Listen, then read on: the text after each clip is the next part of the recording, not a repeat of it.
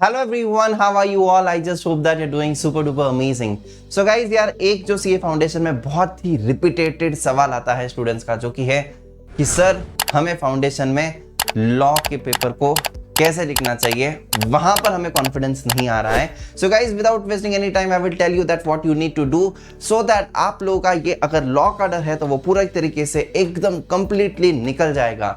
आप लोग मराठी मीडियम से रहोगे, गुजराती मीडियम से रहोगे, आप कोई भी मीडियम से अगर बिलोंग करते हो जहां पर तुम्हारी इंग्लिश इतनी अच्छी नहीं है, वोकैबुलरी इतनी अच्छी नहीं है, तो इसको कैसे इंप्रोवाइज करें? तो क्या इसका मतलब ये है कि सिर्फ जिसको इंग्लिश आती है वही लोग यहाँ पर लॉ का पेपर अच्छे से लिख पाते हैं? बिल्कुल गलत। तो यहां पर हम लोग कैसे इसको इंप्रोवाइज कर सकते हैं? What you need to do is daily any how you need to at least write 2 answers, 2 provisions. I mean that 2 provisions आपको लिखने हैं या 2 पेजेस आपको डिलीजेंटली रोजाना लिखने हैं, क्योंकि यार लॉ ऐसा है ना जो दिल में आता है बट समझ में नहीं आता है, राइट? तो ऐसा ही कुछ हमारा लॉ का सब्जेक्ट होता है जहां पर हमको समझ में तो सब कुछ आता है लेकिन हम लोग इजहार नहीं कर पाते हैं, हम लोग लिख नहीं पाते हैं। कई बार हम लोग लिखने की कोशिश करते हैं, हम लोग कंफ्यूज होते हैं कि सेक्शंस लिखे या ना लिखे। It's your choice. अगर आपको सेक्शन एकदम अच्छे से पता है तो आप सेक्शन लिख दीजिए, नहीं पता है, कंफ्यूज्ड है तो मत लिखिए। लेकिन आपको राइटिंग प्रैक्टिस बहुत जरूरी हो जाती है इस केस में, because whenever you go directly in the exams before doing the writing practice you are absolutely point blank over there और आपको कुछ समझ में ही नहीं आता है कि मैं इसको कैसे कंप्लीट करूं, इसको कैसे लिखूं। तो आपको एक चीज समझनी होगी कि आपको यहां पर कोई भी हालत में राइटिंग प्रैक्टिस करनी है।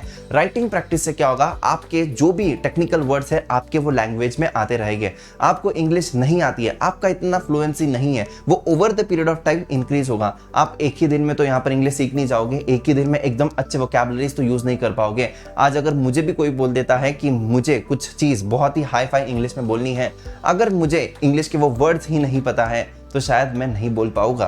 तो ये कैसे होगा? शायद मैं कुछ इंग्लिश की बुक पढ़ता हूँ, किताबें पढ़ता हूँ, शायद मैं कुछ इंग्लिश के शोज देखता हूँ जहां पर मैंने वो कई बार सुने हैं, तब जाकर वो मेरे स्पीच में वैसे टाइप के वर्ड्स आने वाले हैं इंग्लिश में, राइट? सो डेफिनेटली गाइज, जब तुम्हारे आंसर्स में भी तुम्हें वो टेक्निकल वर्ड्स चाहिए है तो वो रातों रात नहीं आने वाले हैं।